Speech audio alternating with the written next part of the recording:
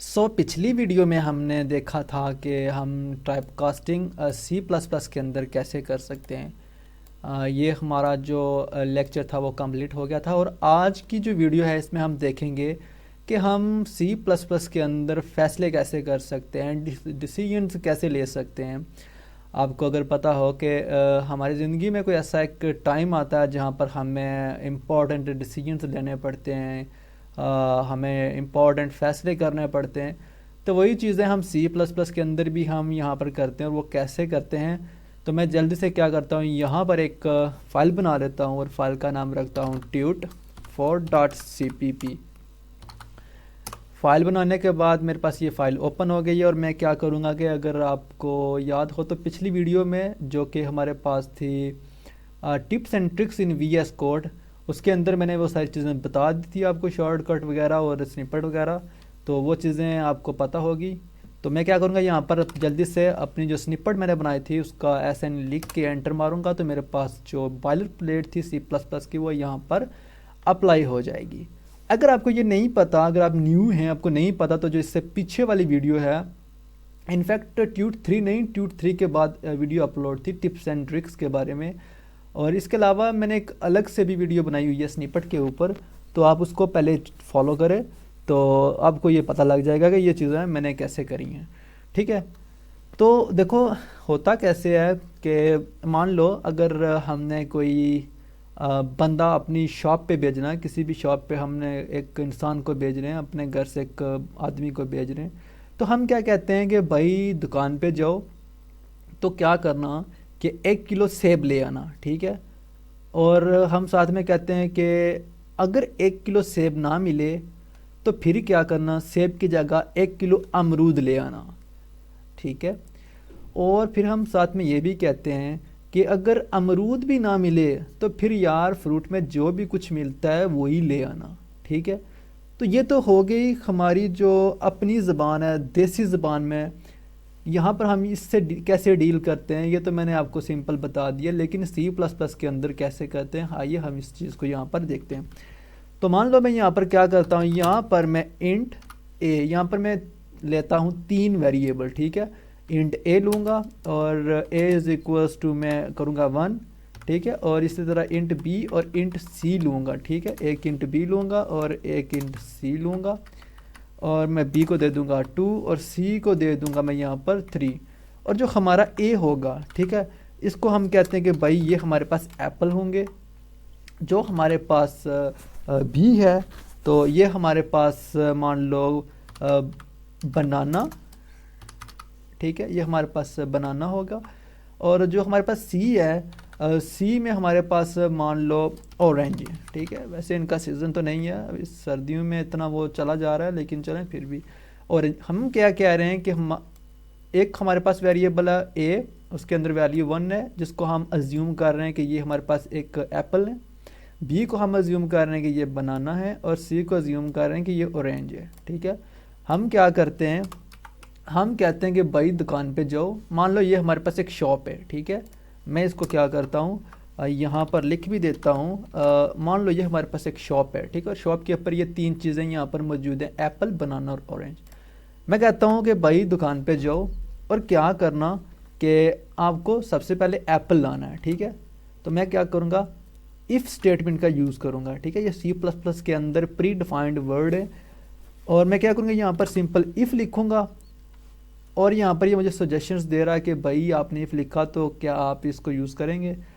तो मैं क्या करूँगा कि मैं यूज़ करूँगा, मैं एंटर मारूँगा तो ये देखो क्या करेगा कि प्री डिफाइंड जितना भी डाटा इसके पास इफ़ वगैरह का लिखा हुआ है वो यहाँ पर मुझे ला के देगा। ठीक है, अब आपको शायद पता हो कि जो VS कोड है इसका मैं इतना बड़ा फ़ैन क्यों हूँ। ठीक है, ये हमारा जो ज़्यादा काम होता है ना वो आधे से भी आधा कर देता है। ठीक है, और अगर आपको चीज़ें याद भी नहीं रहती तो यार VS कोड कहता है यार आपको याद रखने की ज़रूरत नहीं है, आप जस्ट कंसेप्ट को समझो कि ये काम कैसे करता है, बाकी चीज़ें देना मेरा काम है। ठीक है, तो मैं क्या कहता हूँ कि इफ़, उसके बाद पैरेंथेसिस, और पैरेंथेसिस के बाद करली ब्रेसिस स्टार्ट और करली ब्रेसिस क्लोज। ठीक है, और करली ब्रेसिस के दरमियान जहाँ पर कोड लिखा हुआ है वहाँ पर हम स्टेटमेंट देंगे, और जहाँ पर कंडीशन लिखी हुई है वहाँ पर हम कोई फैसला करेंगे, कोई कंडीशन लगाएंगे C++ के अंदर, ठीक है। तो मैं कहता हूँ मैं जो बैक स्पेस है उसको मैं प्रेस करूँगा, जो मेरा ये प्री डिफाइंड वर्ड लिखे हुए थे कंडीशन के वो हट जाएंगे। तो मैं कहता हूँ कि भाई क्या करो, अगर दुकान के ऊपर A = 1 है, अब ये जो मैंने == लगाया और ऊपर == है, इन दोनों का मैं आपको बता दूं कि जो हमारे पास सिंगल == होता है वो हमारे पास होता है असाइनमेंट ऑपरेटर। मतलब हम किसी को कोई वैल्यू असाइन कर रहे हैं, किसी को कोई चीज़ असाइन कर रहे हैं, तो वो होता है हमारे पास असाइनमेंट ऑपरेटर।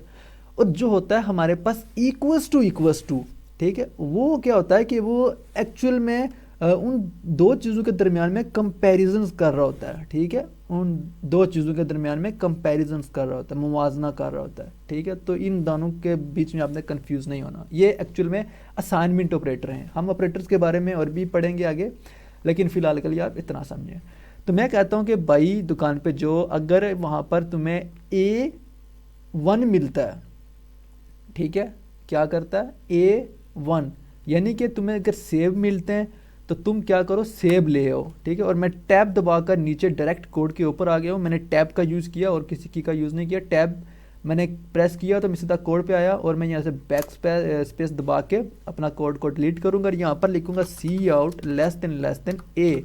मैं कह रहा हूँ कि भाई दुकान के ऊपर जाओ और अगर तुम्हें वहाँ पर सेब मिलते हैं तो सेब ले आओ, ठीक है। और मैं अगर यहाँ पर प्रोग्राम को रन करूँ तो मुझे पता है कि A = 1 है, क्योंकि यहाँ पर A के अंदर 1 पड़ा हुआ, मतलब एप्पल्स मौजूद है शॉप के ऊपर। तो वो क्या करेगा, सिंपल मुझे यहाँ पर 1 ला के दे देगा कि ये ले भाई आपके सेब आ गए।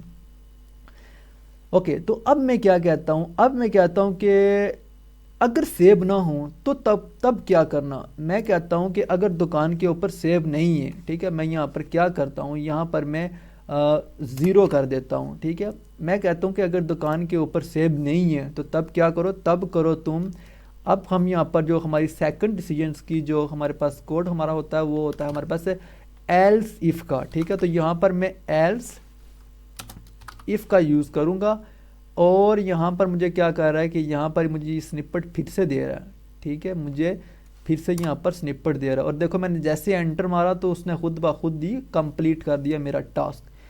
तो फिर मैं कहता हूँ कि अगर सेब नहीं है तो फिर क्या करना तुम, अगर B =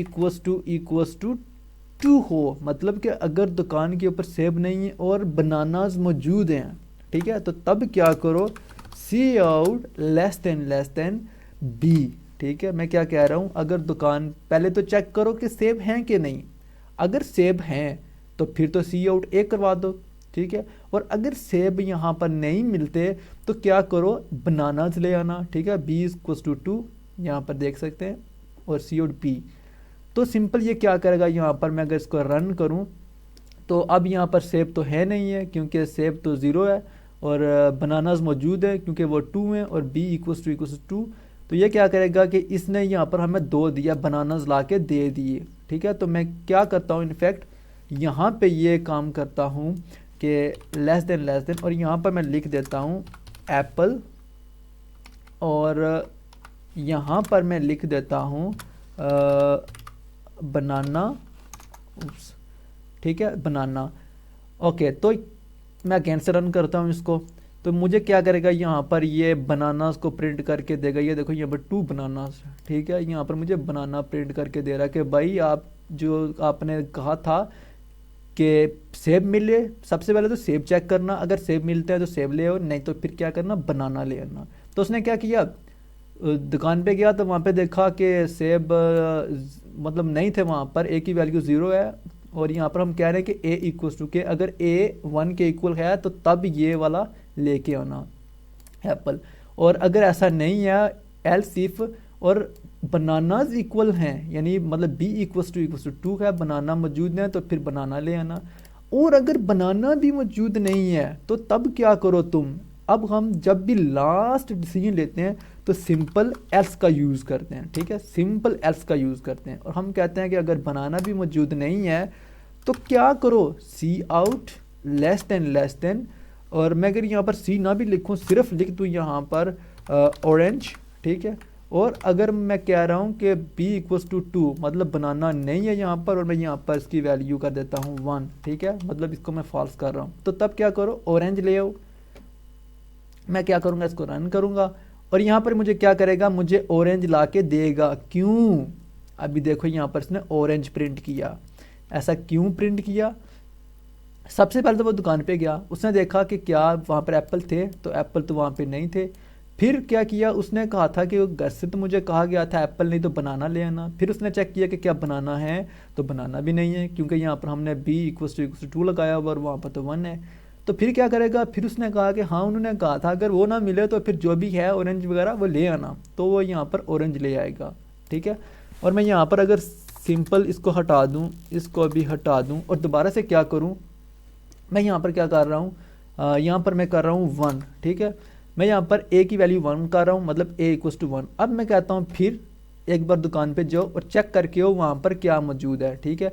तो वो बंदा दुकान पे गया और उसने कहा भाई साहब वहाँ पर एप्पल्स मौजूद हैं। क्यों, क्योंकि पहली स्टेटमेंट ही ट्रू हो गई, इसने पहली स्टेटमेंट चेक की वही ट्रू हो गई, उसके बाद प्रोग्राम को ब्रेक कर दिया, प्रोग्राम आके लेकर ही नहीं गया, ठीक है।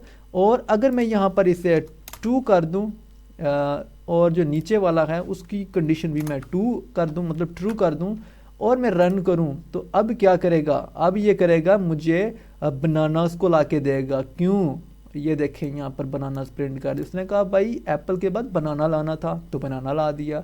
अगर मैं कहता हूँ कि भाई बनाना भी नहीं है, ठीक है, मैं इसको यहाँ पर 3 कर देता हूँ और बनाना भी नहीं है, तो तब क्या करो, ऑरेंज ला के दो। तो उसने यहाँ पर मुझे क्या किया, ऑरेंज लेके वापस कर आ गया। तो यार ये था सिंपल सा हमारे पास इफ़, एल्स इफ और एल्स का यूज़, हम कैसे डिसीजंस लेते हैं C++ के अंदर। यार बहुत आसान है, आई होप आपको ये समझ आ गई होगी। तो यार अगर आप चैनल के ऊपर न्यू हैं तो जल्दी से प्लेलिस्ट को एक्सेस कर लें और बुक मार्क कर लें, आप सेव भी कर लें और प्लेलिस्ट को अपने पास सेव भी कर लें, और यार चैनल को सब्सक्राइब तो बनता ही है। So I will see you in next video.